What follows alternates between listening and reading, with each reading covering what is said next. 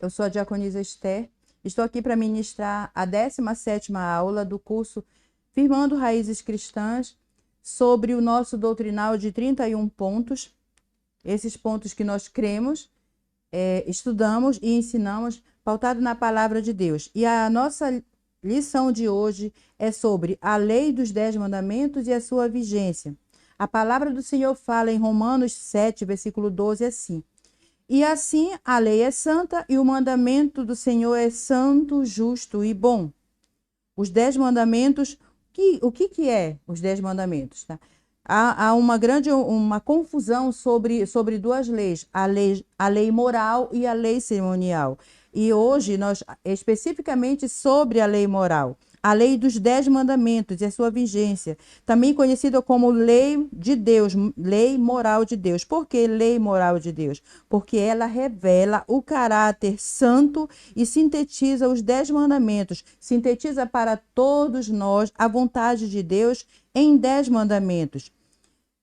E a vontade de Deus fala em Eclesiastes 12, 13, que ela é perfeita e é o dever de todo homem seguir e obedecer. Essa é a vontade de Deus para a nossa vida. Entendam, Deus é criador, nós temos estudado desde a primeira lição sobre a criação, que ele criou tudo, a essência dele, a trindade, nós estamos avançando. E aqui chegou num ponto que é revelada a vontade dele para a vida, para todos os seres humanos, né? E essa lei nunca confunda. Guarde esse nome, lei moral, lei de Deus, e você vai entender por que ela é conhecida como lei moral e por que ela está exatamente os 10 mandamentos, é a vontade de Deus e a vigência dela. Ela é eterna. A cruz do Calvário não a anulou, tá? Em Mateus 5, 17, fala que Jesus veio, ele veio para cumprir, ele cumpriu, ele não anulou a lei moral. Os 10 mandamentos, ele tem vigência eterna. Os 10 mandamentos, a lei moral, ela é dividida em 10 mandamentos, como eu falei anteriormente, né? Quem é o legislador? Quem foi que elaborou essa lei? De quem que veio? Qual a origem disso? O legislador, a narrativa bíblica fala em Êxodo 20 que o legislador, antes de pronunciar a sua lei, faz questão de se apresentar. Ele fala em Êxodo 20, o versículo 1 e 2. Eu sou o Senhor teu Deus, que te tirei do Egito, da casa da servidão. Eu sou o Senhor teu Deus. Começa assim. Este é o prefácio da lei. Deus se apresentando. Quem ele é. Não foi uma interpretação de Moisés. Foi o próprio Deus falando e sendo gravado na pedra. Tá? A salvação sempre foi de graça. Estar observando a lei, tentando obedecer, não significa que você está tentando merecer a salvação. A salvação, ela é de graça. Nós fomos salvos para obedecer. Nós obedecemos porque nós fomos salvos, né? A vontade de Deus, o fato de nós termos sido salvos, alcançados pela misericórdia de Deus, não nos exime da responsabilidade de obedecer à vontade de Deus. Lembrem sempre, a lei moral reflete a vontade de Deus para todos os homens, em todas as eras, em todos os tempos, em todas as línguas e todos os povos. A lei do Senhor, a lei moral, é a vontade de Deus para os homens, para as pessoas, para a sua criação. Não foi Moisés o autor dos 10 mandamentos.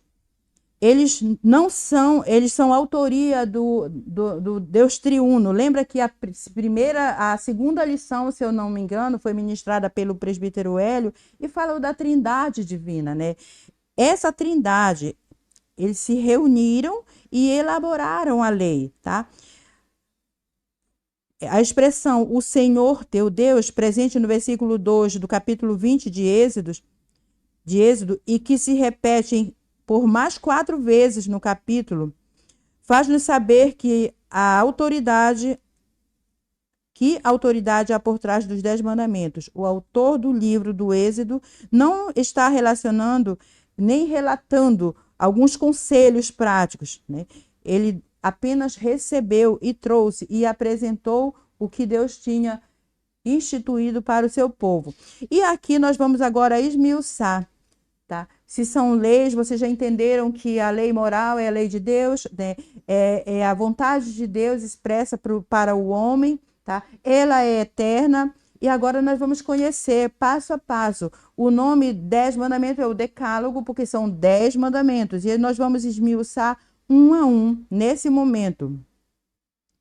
O primeiro mandamento, ele está em Êxodo 20, versículo 3, que diz assim: não terás outros deuses diante de mim. O Pai Celestial exige que seus filhos tenham exclusividade em adoração a Ele. Ele quer que o ame acima de todas as coisas, que não haja nem nada que ocupe a nossa atenção mais do que Ele. O Senhor não está exigindo aqui que a humanidade não dê atenção para os outros, para os semelhantes, aqui para os iguais na terra, para a nossa vida pessoal, para a nossa vida profissional. Não é isso. Ele está pedindo aqui, e é a vontade dele, que ele seja o único Deus, que tenha primazia na sua vida e na minha vida. Está em Êxodo 20, versículo 3. O Pai Celestial exige de seus filhos exclusividade.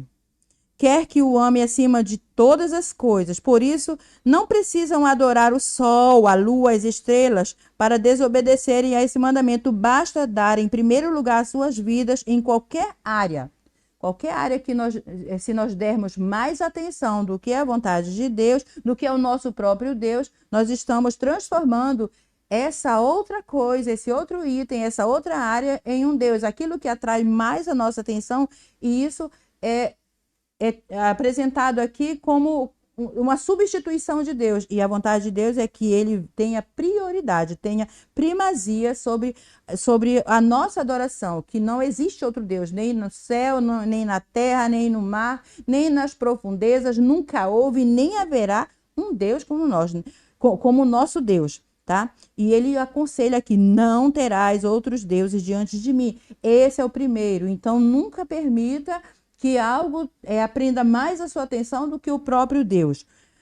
É um mandamento: não terás outros deuses diante de mim. O segundo mandamento é: não farás para ti imagem de escultura. Com isso, com esse preceito, o Senhor proíbe que todo e qualquer tipo de objeto que vise representá-lo ou substituí-lo na adoração é idolatria. E se tem uma coisa que ofende o Senhor e desagrada, é a idolatria.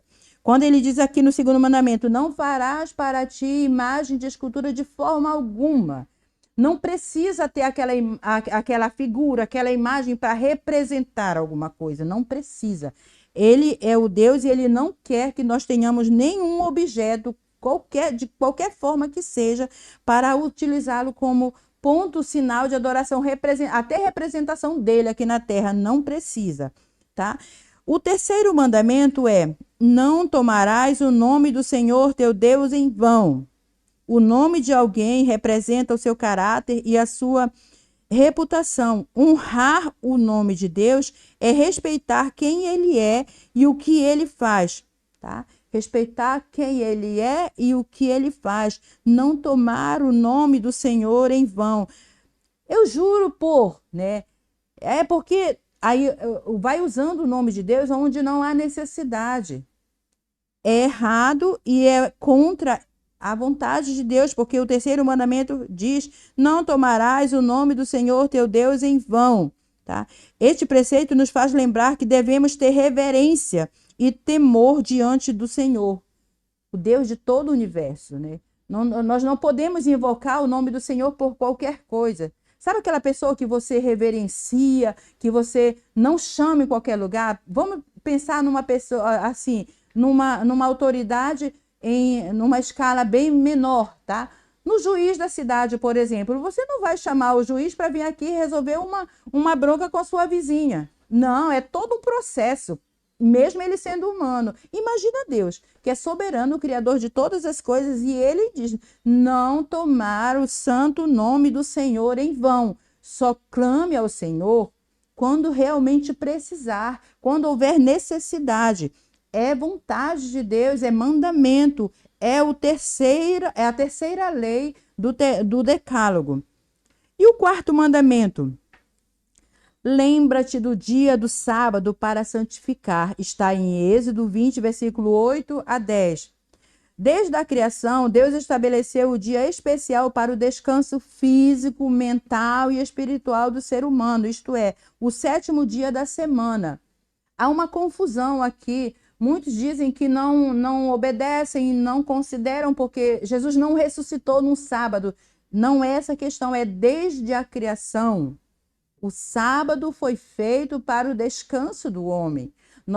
Deus nos amou tanto. Pensa só, ele pensou em todas as formas. Ele pensou até no dia que nós precisaríamos, pelo menos uma vez na semana, parar e descansar das nossas labutas e adorá-lo.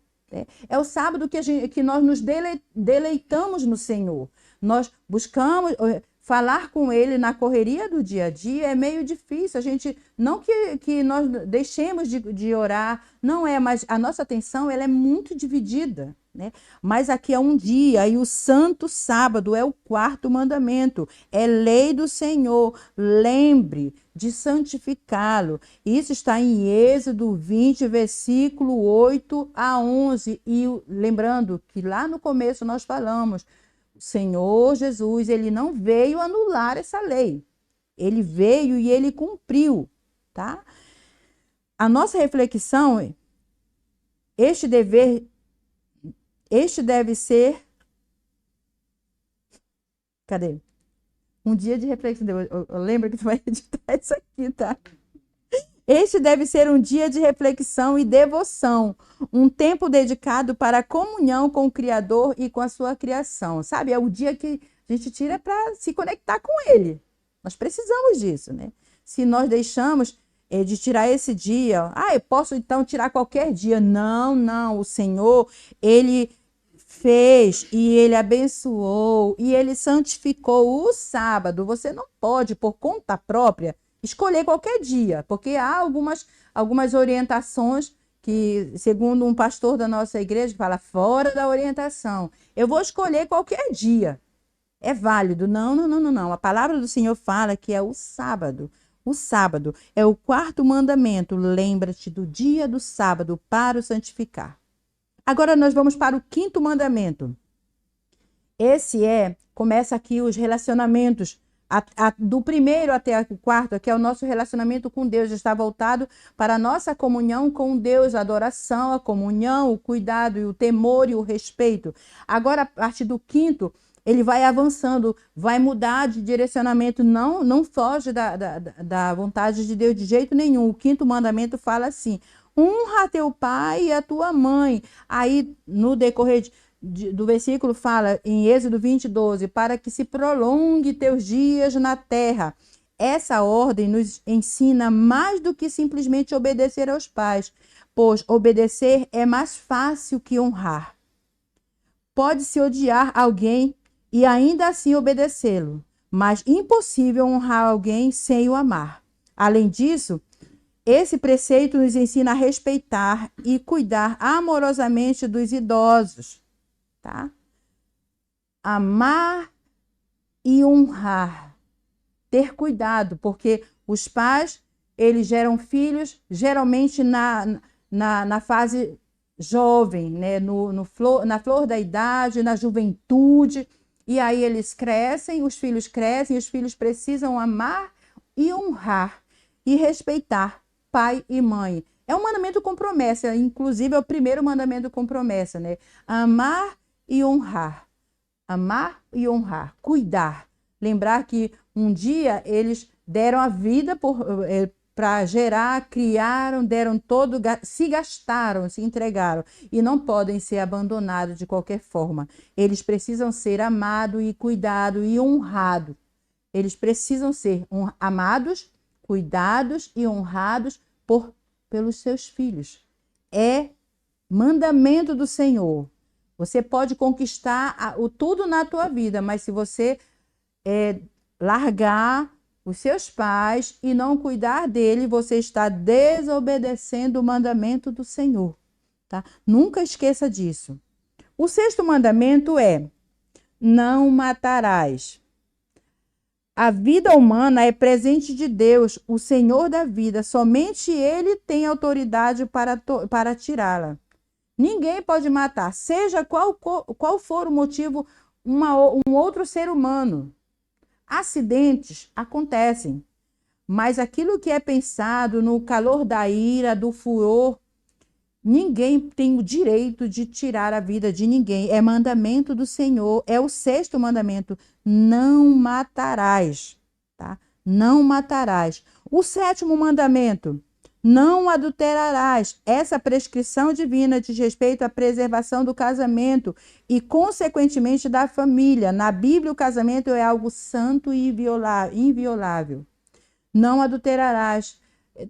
Tem algumas referências bíblicas que ela fala que vai passando o tempo, né? Então, te alegra com a mulher da tua mocidade, te alegra, né? Assim, da mesma forma se estende para as mulheres, se alegra com o teu marido da tua mocidade. O tempo vai passando, o relacionamento vai mudando, mas o casamento é algo, é a primeira instituição humana criada na Terra, organizada. É o casamento, é o matrimônio, e a quebra, uma das coisas que quebra e que a divisão é o adultério, e é o sétimo mandamento: não adulterarás. Está em Êxodo 20:14. Nós estamos caminhando para o final dos 10 mandamentos, mas ainda tem o propósito dos 10 mandamentos. O oitavo mandamento diz: não furtarás. Essa proibição ensina que é preciso respeitar a propriedade alheia. Também combate toda a prática de ação de desonestidade. Fulano está aqui, aí ele não vai se importar, eu vou pegar, isso aqui é pequeno, ele não vai perceber, ou então não vai fazer falta. O oitavo mandamento está dizendo aqui que nós não devemos furtar, devemos respeitar o que não é nosso, o que é alheio, seja de qualquer valor ou tamanho ou formato, tá? Não devemos tomar posse daquilo que não é nosso. É a vontade de Deus que está descrita no oitavo mandamento, em Êxodo 20, versículo 15.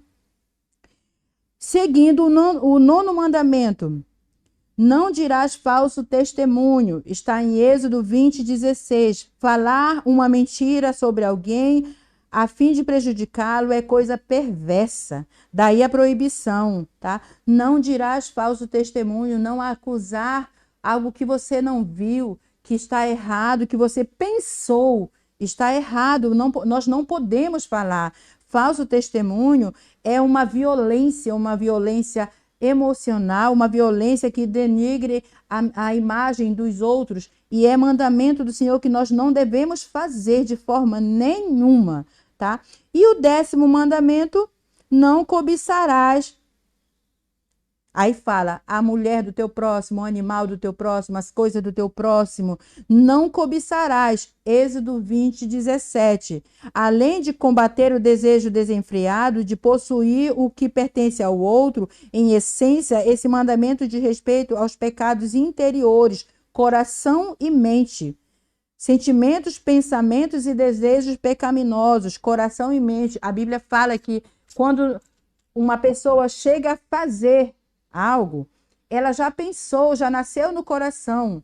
É uma semente plantada. E aí é um cuidado, porque a nossa essência ela é má, né? A nossa natureza é má e a gente precisa se policiar. O que é do outro é do outro. Eu não posso roubar, mas também eu não posso ficar desejando, cobiçando qualquer coisa do próximo, por mais belo que seja. Eu posso elogiar. Elogiar não é cobiça. Mas muito cuidado, isso aí é muito pessoal, porque quando se olha para alguém, está no coração. Então, até que a pessoa verbalize, ninguém tem prova de nada. Então, por isso é muito pessoal. Então, um mandamento para a gente pensar na nossa vivência diária, né? Não cobiçar, por mais belo que seja o objeto, as coisas, o animal, a esposa, o marido, Dos outros nós não podemos cobiçar. É o 10º mandamento, tá? E aqui foram os 10 mandamentos, tá? Agora eu vou caminhando para a finalização sobre o propósito, tá? Você já ficou sabendo quem é o legislador, qual foi o primeiro mandamento, né? Que não terás outro Deus diante de mim. Segundo, não farás para ti imagem de escultura. O terceiro, não tomarás o nome do Senhor teu Deus em vão. Aí assim por diante, tá? Até o 10º. Agora, por que o Senhor fez? Por que o Senhor deu essas leis para Moisés lá? Que contexto estavam vivendo o povo para que Deus colocasse essas leis em pedras, em 2 pedras, como na imagem mostra aqui? 2 pedras, foi cravada pelo dedo de Deus nas pedras. Qual o propósito disso? Tudo que nós fazemos tem um propósito. Ninguém sai, humanamente falando, tá? Você não consegue sair de casa para nada. Quando você sai de casa, você tem um objetivo. Deus também, ele tinha objetivo e ele tem. Qual o propósito dele, tá, para as nossas vidas? Para ele entregar para a nossa vida aqui, para reger a nossa vida aqui enquanto estivermos nessa terra. Aí tem alguns propósitos aqui, tá? Que eu vou falar sobre o primeiro. Qual é o propósito? O primeiro lugar, a lei especifica o pecado. Para o cristão deixar de pecar, precisa antes saber o que é pecado. Como é que você vai saber que se você está pecando, se você não sabe o que é pecado? Então, quando você observa a lei de Deus, você começa a perceber e identificar quais são os tipos de pecado que existem e automaticamente você vai se avaliando e você vai se percebendo aonde você está errando. Esse é o primeiro propósito, especificar o pecado, nos fazer consciente do nosso estado. O segundo lugar, a lei condena o pecador. A lei é um instrumento eficaz que o Espírito Santo utiliza para convencer o pecador de seus pecados e das terríveis consequências. Tá? A lei mostra a perfeição da justiça de Deus e reflete o caráter santo e criador. Entenda, Deus nos ama, mas ele não ama o pecado. Por isso que a lei, ela condena o pecado. Então, quando você toma consciência de que algo está errado e você não abandona, automaticamente você está andando por um caminho e se afastando de Deus, porque Deus ele não se corrompe. Ele não se corrompe. Por isso, a lei, nós precisamos abandonar sempre que possível, sempre que necessário, não é que possível, sempre que necessário, tentar de todas as formas nos corrigir e voltar ao caminho. Sempre que nós percebemos que estamos nos distanciando do Senhor, pautado na lei do Senhor, querendo agradar o Senhor e manter o relacionamento com Ele, precisamos abandonar o pecado. Tá? O terceiro propósito, a lei aponta o Salvador. A lei aponta o Salvador. Quando não fica quando o perdido é condenado, tá? O homem se vê condenado e sujeito à ira de Deus por causa da sua transgressão, fica em total desespero. Nesse momento, a lei direciona para a única esperança, a graça de Deus em Jesus Cristo. A lei não salva, mas aponta o Salvador, diagnostica o problema e Cristo resolve. Paulo afirma que a lei foi o nosso tutor até Cristo, para que fôssemos justificados pela fé. Está em Gálatas 3, versículo 24. Tá? A lei na ponta. Lembra qual é o primeiro lá? Eu sou. Quem é o legislador? Ele é o Senhor, né?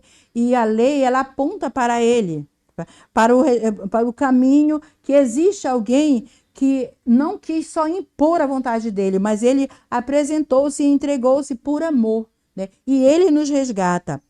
Em quarto lugar, a lei inibe a transgressão. A lei carrega consigo a penalidade da sua infração. Nisso desempenha também a função de inibir e restringir a maldade dos homens.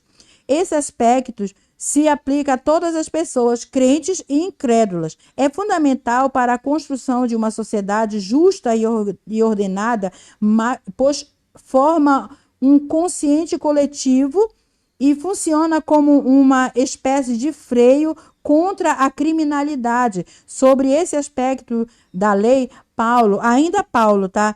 Ele afirma em 1 Timóteo 1:9, assim: sabemos que ela não é feita para os justos, mas para os transgressores e insubordinados, para os ímpios e pecadores, para os profanos e os irreverentes, tá? A lei foi feita por causa de mim e de você, pecadores. Irreverentes, muitas vezes nós somos, insubordinados, nós somos. E aí, precisamos todo tempo, lembra lá do primeiro, ela especifica o pecado, quando eu me vejo nessas situações, automaticamente eu volto a minha atenção, a palavra de Deus fala, lembra onde caiu? Volta lá, pede perdão e retoma o teu relacionamento com Deus. O quinto propósito da lei é guiar a santificação. A lei é a regra de vida para o cristão, pois revela a vontade de Deus para a sua vida e aponta o padrão ético do seu comportamento. Ao sermos salvos pela graça em Cristo, somos chamados a viver de maneira santa. Está em 1 Pedro, capítulo 1, versículo 15 e 16, diz assim: assim como é santo aquele que vos chamou, sejam santos vocês também em tudo o que fizeram, pois está escrito: sejam santos, porque eu sou santo. Então, o quinto propósito da lei é a santificação. E aqui nós vamos terminando o nosso estudo de hoje. Apresentei os propósitos da lei moral, quem foi o legislador, os 10 mandamentos e os 5 propósitos que o Senhor tem, que fez com que o Senhor apresentasse e entregasse a Moisés para apresentar naquele tempo ao povo israelita e que se estende até nós. Lembra que a lei do Senhor, ela é santa e a vigência dela é eterna? Podem vir 1000 gerações depois de mim. A lei moral será para eles também? Sim, será? Porque a criação de Deus, assim como ele desde o princípio ele criou e cada semente dá o seu fruto de acordo com a semente. Cada ser humano que vai produzindo são outros seres humanos, são pessoas criadas por Deus e a misericórdia e o amor de Deus alcança todos eles, todas as gerações. Por isso a vontade de Deus também é para todas as gerações, tá? Nesse momento eu agradeço. Fiquem com Deus. Até o próximo estudo.